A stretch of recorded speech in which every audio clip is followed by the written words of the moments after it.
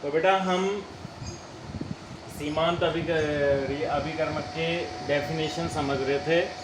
तो किसी अभिक्रिया में भाग लेने वाले अभिकारकों में से वह अभिकारक जो कि अभिक्रिया के दौरान पूर्ण रूप से खर्च हो जाए अथवा जिसकी मात्रा अभिक्रिया में सीमित रह जाए, सीमांत अभिकर्मक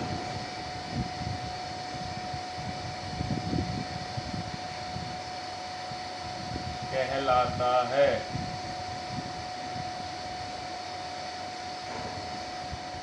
ये आपके सीमांत अभिकर्मक की परिभाषा हो गई है। क्लियर?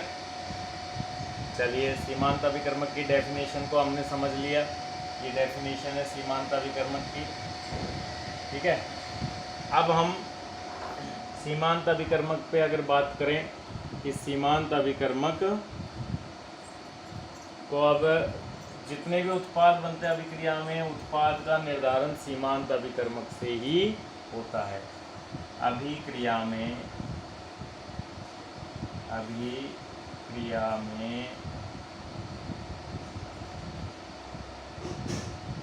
सीमांत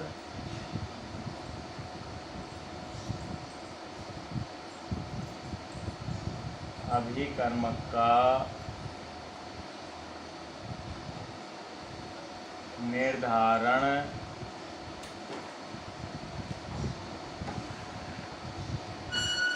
सीमांत अभिकर्मक का निर्धारण अभिकर्मक ही, यूँ लिखेंगे, अभिकर्मक ही उत्पाद की मात्रा का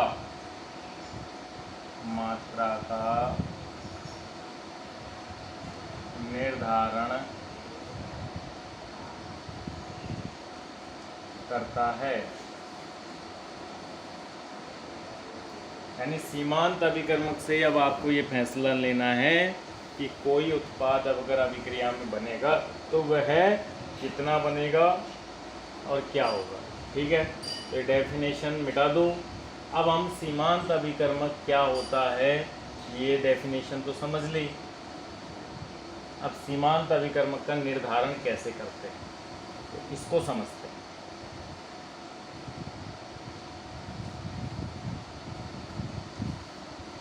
तो सीमांत अभिकर्मक का निर्धारण, अगला अगर हमारा हेडिंग है सीमांत अभिकर्मक का निर्धारण। जैसे मान लो कोई अभिक्रिया है, आपके अभिक्रिया है SO2 + O2 = 2SO3। तो इसकी रस समीकरणमिति क्या कहती है? 2 मोल SO2 1 मोल O2 से 2 मोल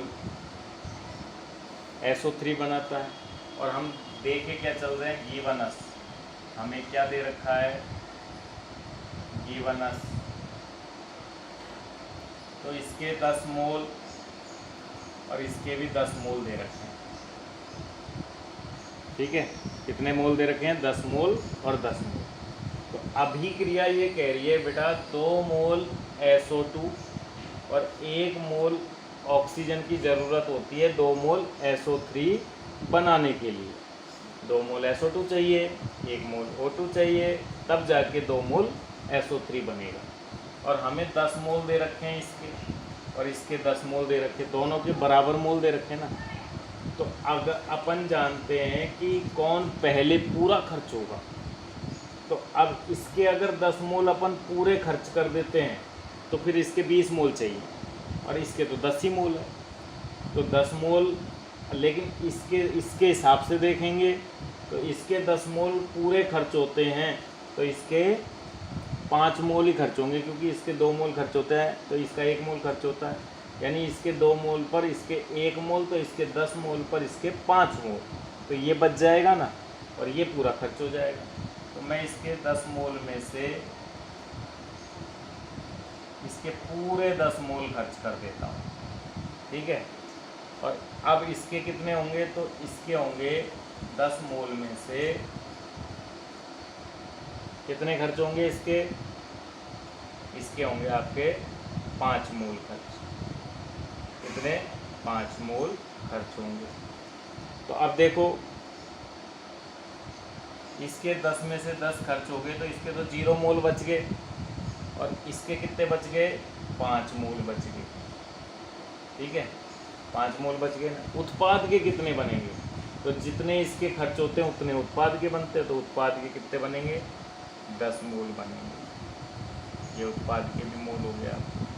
क्यों? क्योंकि उत्पाद का डिसीजन मैंने कहाँ से लिया? सीमांत जो रहे।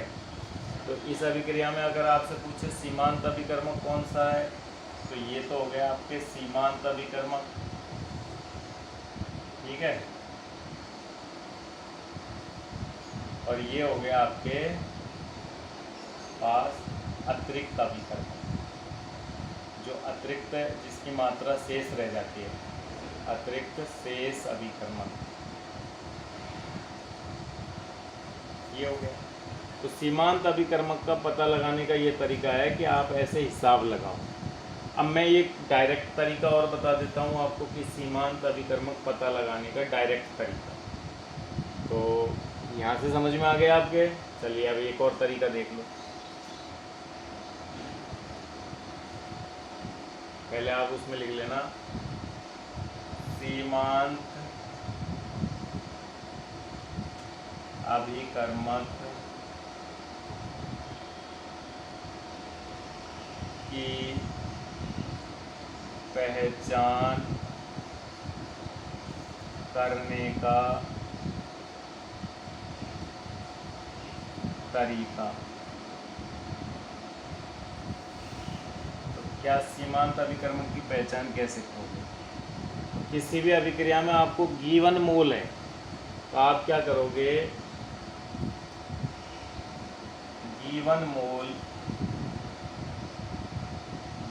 मोल में स्टोइकियोमेट्रिक कोएफिशिएंट का भाग दोगे। और स्टेप फर्स्ट,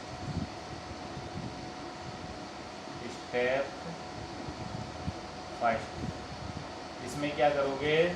गिवन मोल में स्टोइकियोमेट्री का भाग दोगे। जैसे अपने पास 10 मोल SO2 था, और स्टोइकियोमेट्री SO2 की कितनी है? 2, तो कितना आ गया? 5 आ गया। और 4 SO2 है, तो 4 SO2 के लिए। और ऐसे गिवन मोल में अगर आप क्या करोगे? 10 मोल O2 था, उसकी स्टोइकियोमेट्री क्या है? 1 है, तो यहाँ कितने आ गए? यहाँ 10 मोल आ गए। और O2 के लिए आ गए। अब स्टेप सेकंड में आप क्या करोगे? स्टेप सेकंड में जिस अभिकर्मक के लिए यह अंक न्यूनतम आए वही सीमांत अभिकर्मक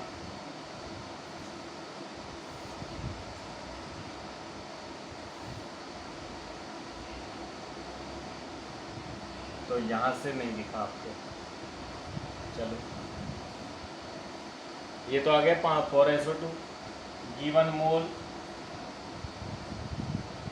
upon stoichiometric coefficient for O2 के लिए देख रहे हैं पर फॉर O2 गिवन मोल कितने थे?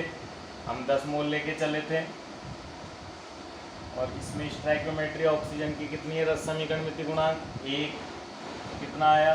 10 आया। तो O2 के लिए तो कितना, SO2 के लिए तो कितना आया? 5, और O2 के लिए कितना आया है? 10। अब स्टेप सेकंड क्या काम में लेनी है? तो स्टेप सेकंड आपको, स्टेप फर्स्ट तो ये हो गई, स्टेप सेकंड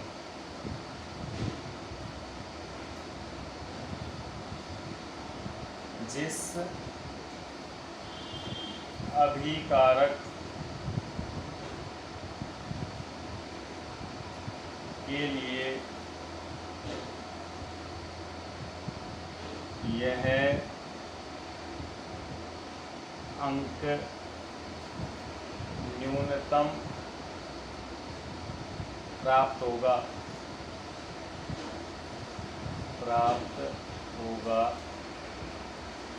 वही सीमांत अभिकर्मक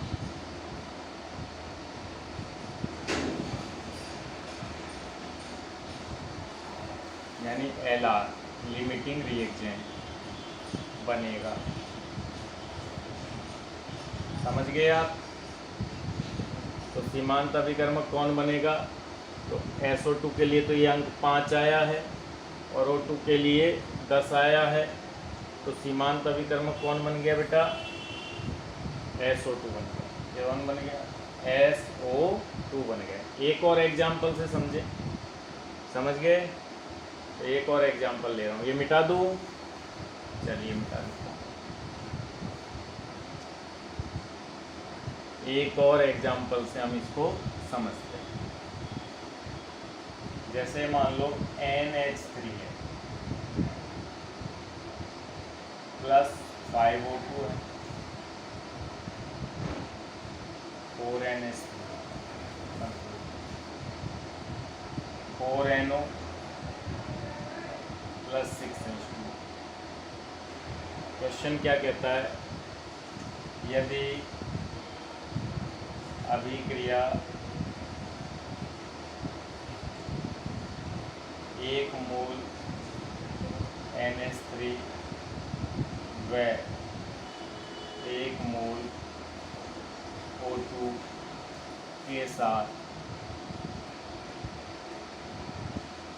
शुरू की जाती है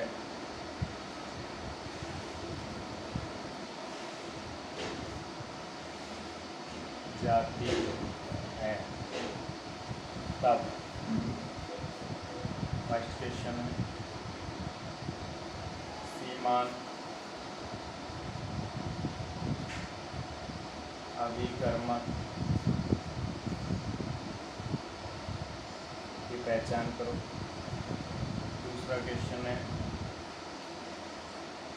अतिरिक्त अभिकर्मक के कितने मोल शेष बचेंगे।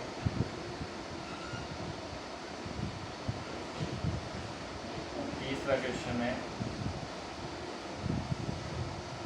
NO के कितने मोल बचेंगे।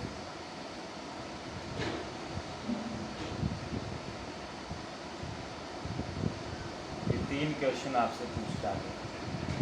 क्वेश्चन कॉपी कर लो पहले, फिर हम एक एक को 1 बाय 1 देखते हैं कि ये इसका सॉल्यूशन कैसे होने वाला है। आप भी खुद भी ट्राई करो, वीडियो को पॉज कर लें, पहले खुद से ट्राई करें, फिर उसके बाद सॉल्यूशन देखेंगे। चलिए मिटा दो क्वेश्चन। कॉपी कर लिया आपने? कॉपी में लिख लिया होगा। पोज करके लिख लेंगे, नहीं लिखा तो हम तो लिख ही नहीं पाए सर, तो पोज करके देख लेंगे। पोज को जब खोलेंगे जब आप सॉल्यूशन कर चुके हैं। तो पहले अभिक्रिया में प्रारंभ में क्या है? प्रारंभ में आपको दिया है 1 मोल NH3 है और 1 मोल O2 है। ठीक है, प्रारंभ में। अब पहले LR यानी सीमांत अभिकर्मक की पहचान करते हैं।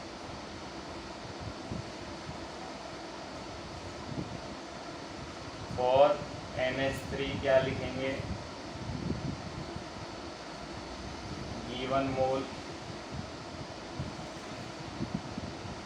Upon stoichiometric coefficient SC। Given mole कितने देके चल रहा है क्वेश्चन? 1 मोल। स्टोइकियोमेट्री कितनी है? 4।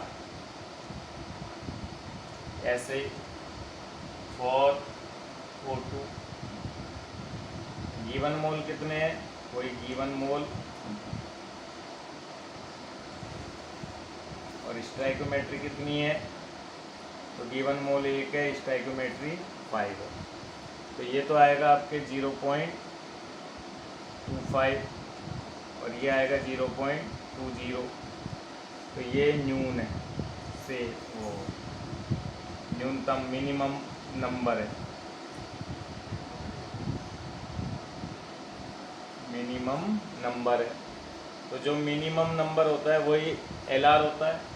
तो LR की पहचान हो गई, LR हो गया O2। अब यानी सारे काम किसके अकॉर्डिंग करने हैं आपको? O2 के अकॉर्डिंग करने हैं। O2 के अनुसार ही प्रोडक्ट बनेगा, O2 के अनुसार ही सारे काम होने हैं। ठीक है, तो LR कौन हो गया बेटा? O2 हो गया। क्लियर? LR ढूंढ लिया। LR ढूंढने के बाद अब वापस अभिक्रिया पे आ जाते हैं। इसको मिटा देता हूँ मैं। LR की पहचान हो गई है। कौन है LR? O2। लिमिटिंग रिएक्टेंट को बोलते हैं LR। अब हम देख रहे हैं कि O2 क्या कह रहा है। O2 कह रहा है अगर 1 मोल O2 खर्च होता है, ठीक है, तो हम जानते हैं, पहले तो देखो 5 मोल O2 खर्च होता है, तो इसके कितने मोल खर्च होते हैं? तो 5 मोल से खर्च होते हैं कितने? 4 मोल। ठीक है, 5 से कितने? 4 मोल। तो अब हम NO कितना बनता है? 4 मोल। NO भी 4 मोल बनता है। ठीक है, तो हम देखें 5 मोल से बनता है 4 मोल, तो 1 मोल से बनेगा, तो 1 मोल से 5 पेन आते हैं 4 रुपये में। तो 1 पेन कितने का आएगा? तो इसमें क्या करोगे? 4/5 मोल। क्या बनेगा ये? 4/5 मोल NO बन गया। और इधर अपन जानते हैं कि इसका 1 मोल तो था ही, 5 से 4 तो खर्च भी इतने ही मोल होते हैं इसके। तो इसका 1 मोल बनता है, तो इसका भी तो 1 मोल बनता है। 4 मोल बनते हैं तो 4 मोल, 1 मोल बनता है तो 1 मोल। तो इसके 4/5 मोल बने ना, तो इसके खर्च भी कितने होंगे? 4/5 मोल। यानी ये कितना शेष रह गया? 4/5 का मतलब है 80, 1.0 मोल खर्च हो गए। तो बच गए कितने? 0.20 मोल। हमारे सारे क्वेश्चन सॉल्व हो गए। सीमांत, पहला क्वेश्चन है सीमांत O2, दूसरा क्वेश्चन अतिरिक्त अभिकर्मक NO NH3, शेष मोल। तो शेष मोल हो गए आपके पास कितने? 0.80, नहीं 80 तो खर्च हुए हैं, बने कितने? शेष मोल बचे हैं 0.20। और NO के मोल, तो NO के मोल हो गए आपके पास 4/5 यानी 0.80 मोल। ये तीनों प्रश्नों के हमारे पास जवाब आ गए। समझ गए? तो LR का मतलब समझ गए। सीमांत अभिकर्मक से कैसे क्वेश्चन बनते हैं कि अगर एक सीमित रह जाए तो फिर क्या होगा रिएक्शन। चलो एक और क्वेश्चन लेते हैं।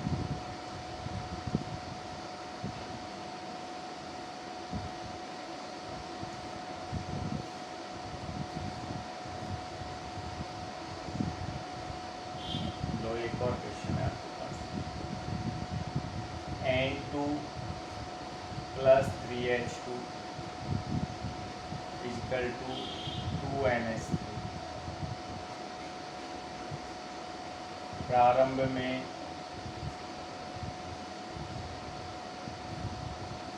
N2 व H2 के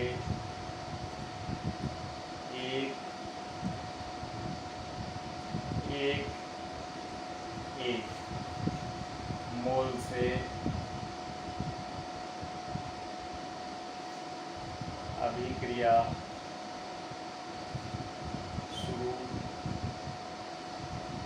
जाती है। वही चीज़ तीनों वाई बात है। LR पता लगाओ, सीमांत अभिकर्म। दूसरा अतिरिक्त अभिकर्मक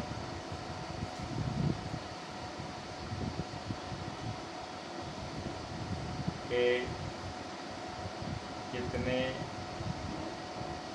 मोल शेष बचेंगे। तीसरा क्वेश्चन है अमोनिया NH3 के कितने मोल बनेंगे। ये 3 क्वेश्चंस हैं आपके, ट्राई कीजिए एक बार, फिर हम देखते हैं। चलो ट्राई कीजिए।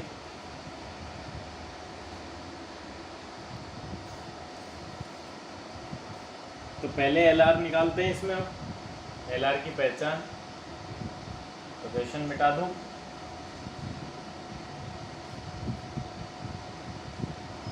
तो देखिए वही LR कैसे निकालोगे। तो हमने क्या दिया है, 1 मोल तो ये दिया है, 1 ही मोल ये दिया है। तो 4NH3 N2, पहले 4N2, स्ट्राइकोमेट्रिक 1 है, गिवन मोल 1 है और स्ट्राइकोमेट्रिक भी 1 है, तो ये तो 1 आ गया। और 4H2, H2 के लिए 1 दिया है और स्ट्राइकोमेट्री कितनी है, 3 है, तो 1/3 आ गया। तो ये मिनिमम हो गया ना, मिनिमम। तो मिनिमम हो गया, दैट मीन्स H2 LR हो गया, LR इज H2, यानी सीमांत अभिकर्मक कौन हो गया, H2 हो गया। अब सारे डिसीजन, इसको तो आपको चाहे आप अलग मन में कर लें, चाहे को एक साइड कर लें, तो ये तो आपको LR ढूंढने का तरीका है। भाई जब तक LR नहीं पता लगेगा ना लिमिटिंग रिएक्जेंट, तब तक आप कुछ भी नहीं कर सकते, रिएक्शन की शुरुआत भी नहीं करनी है तब तक। तो LR अब हम फाइनली डिसीजन किससे लेंगे, क्योंकि मैंने एक लाइन लिखाई थी, उत्पाद निर्धारण का तरीका अब LR से निकलेगा। तो हमको रस समीकरण मिति क्या कहती है, रस समीकरण मिति से हमको ये पता है कि N2 का 1 मोल रिएक्शन करता है 3 मोल से और इसके 2 मोल बनाता है, ये तो हमको पता है। लेकिन हमको पता है कि 3 मोल रिएक्शन करता है 1 मोल से। अब इसका तो 1 ही मोल है ना, तो 3 में से अब 1 मोल रिएक्शन करेगा, तो इसके 1 मोल में से 1/3, क्योंकि 3 मोल रिएक्शन करता है 1 मोल से, इसलिए 1 मोल करेगा कितने से, 1/3 मोल से। करेगा कि नहीं करेगा, ऐसे निकाल लो ना, चूंकि 3 मोल क्रिया करता है 1 मोल से, इसलिए 1 मोल क्रिया करेगा 1/3 मोल से। तो इसका दिया तो 1 मोल है, उसमें से 1/3 मोल मैंने माइनस कर दिया। चलिए इसके कितने बनेंगे, तो जब इसके 3 मोल खर्च होते हैं तो इसके 2 मोल बनते हैं। इससे ही लेना है सारा डिसीजन। इसके 3 मोल खर्च होते हैं तो इसके 2 मोल बनते हैं। तो आज इसके 1 मोल खर्च हो रहा है ना, तो 3 मोल खर्च होते हैं तो बनते हैं 2 मोल, इसलिए 1 मोल खर्च होने पर बनेगा तो 2/3 मोल। तो इसके कितने बन गए, 2/3 मोल बन गए। ये आपके अमोनिया का, कोई डाउट। अब आप तो सॉरी 3 में थोड़ी, इसका भी तो 1 ही मोल है, तो 1 मोल में से तो ये 1 मोल पूरा खर्च हो गया 0, ठीक है। और ये कितना खर्च हुआ 1 मोल में से, 1 -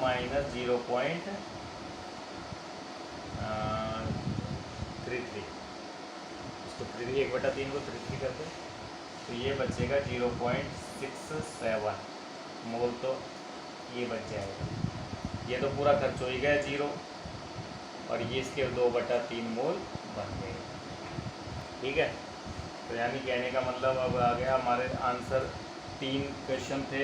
LR, तो LR तो हो गया H2, 20 अतिरिक्त अभिकर्मक N2, कितने मोल शेष रहे? 0.67 मोल शेष रहे। अमोनिया के कितने मोल बने? तो 2/3 मोल अमोनिया बने। तीनों क्वेश्चनों की जवाब आ गया। कोई दिक्कत? कोई भी दिक्कत नहीं है।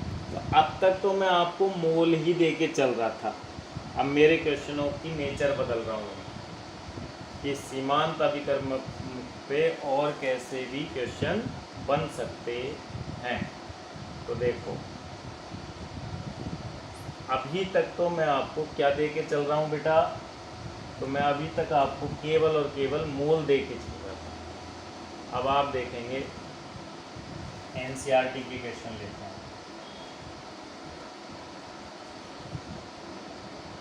एक अभिक्रिया है A + B2 = AB2 बन रहा है। ठीक है, इसके गिवन है, इसके 100 परमाणु और इसके 300 परमाणु। तो ये कितना बनेगा? सीमांत कौन रहेगा? तो अब अपन को पता है कि इसका 1 मोल इसके 1 मोल से क्रिया करता है। 1 मोल में मतलब Na परमाणु, इसके Na अणु से क्रिया करते हैं। तो इसके 100 परमाणु अगर पूरे खर्च होंगे, 100 में से 100 परमाणु पूरे खर्च होंगे, तो इसके 300 अणु में से भी कितने का अणु खर्च होंगे? 100 अणु ही तो खर्च होंगे। और इसके कितने बन जाएंगे? 100 अणु बन जाएंगे, क्योंकि इसका 1 मोल इसके 1 मोल से इसके 1 मोल ही बनाता है। तो LR कौन हो गया? LR हो गया 1। ठीक है,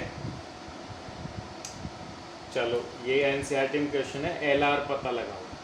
तो ये पूरा खर्च हो गया ना, इसलिए A पर हो गया LR। अगर मैं मान लो दोनों के 200 दे देता हूँ, इसके भी 200 अणु और इसके भी 200 अणु, तो LR कौन होगा? तो अब इसके LR कोई नहीं होगा, क्योंकि इसके 200 खर्च हो, 200 परमाणु, ये परमाणु है ना, इसलिए। तो ये 200 में से 200 खर्च होगा, तो ये भी 200 में से 200 अणु खर्च हो जाएंगे। तो ये भी खर्च हो गया, ये भी खर्च हो गया। तो यूँ कह सकते हैं कि इसमें दोनों ही एक साथ खर्च हो गए, तो कोई भी LR नहीं है, नो LR। इसमें क्या बोलेंगे? No LR। लेकिन इसके अब मैं 100 अणु कर देता हूँ, तो बताओ। तो अब अपन को पता है, नहीं इसके 100 करता है, इसके 100, इसके 200। तो अब ये 100 पूरा खर्च हो जाएगा, लेकिन ये 200 में से केवल 100 ही खर्च होगा। तो LR कौन हो गया? अब यहाँ LR हो गया B2। तो ऐसे जो पूरा खर्च हो जाए वही LR बनता है। NCERT में एक पीछे क्वेश्चन है, और भी हैं उसमें, आप खुद ट्राई करना, मैंने तरीके बता दिया। चलो 1.3 क्वेश्चन पे बात करते हैं अपन। जैसे कल एक रिएक्शन ली थी, C+O2 मिलके बनाता है CO2। ठीक है, तो क्वेश्चन पूछ लिया, 16 ग्राम ऑक्सीजन व 1 मोल कार्बन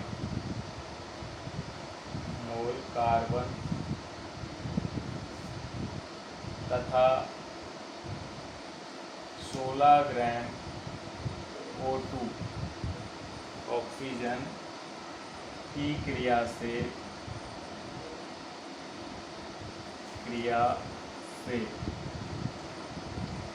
कितने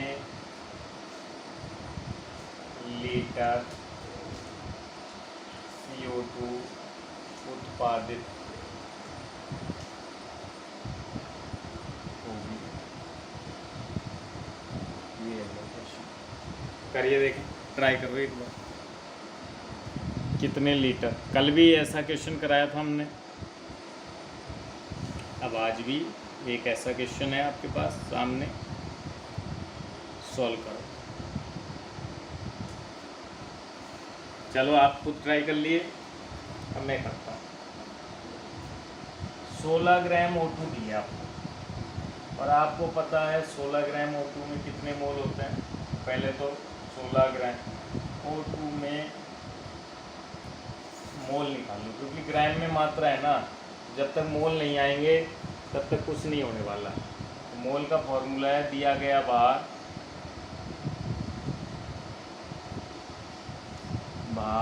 बटा अणुभार।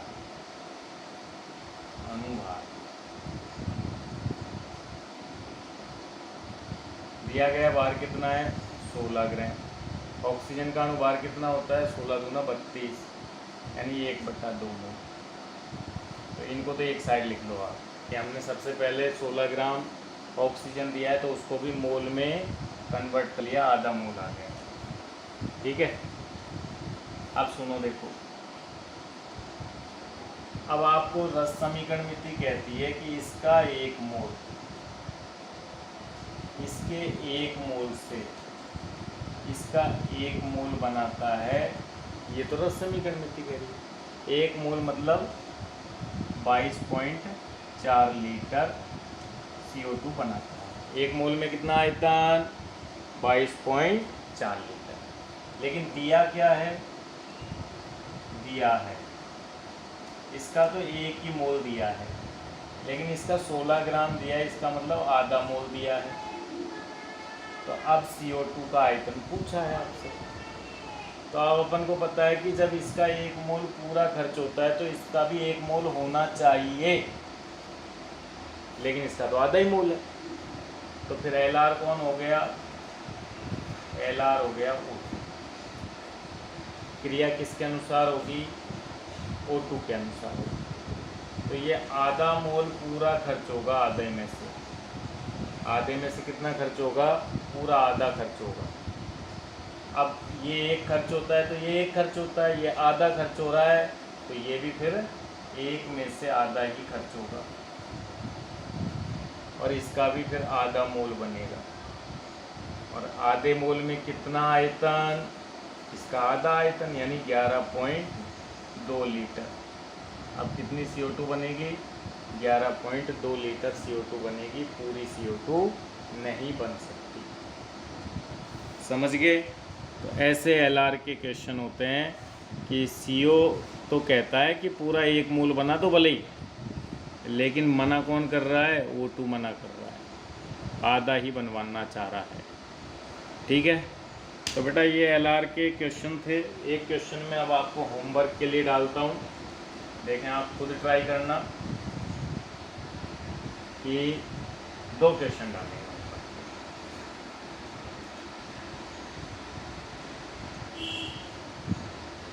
चलो एक क्वेश्चन, 3 ग्राम हाइड्रोजन व 29 ग्राम O2 की, बोर्ड में आया हुआ क्वेश्चन है, की क्रिया में पहला क्वेश्चन है, सीमांत अभिकर्मक की पहचान करो।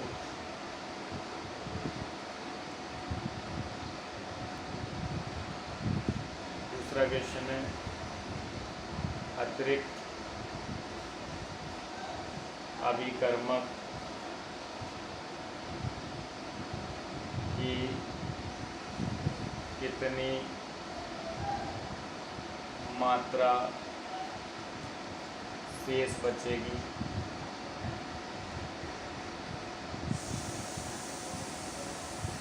और सी क्वेश्चन है आपके पास, अभिक्रिया से कितने ग्राम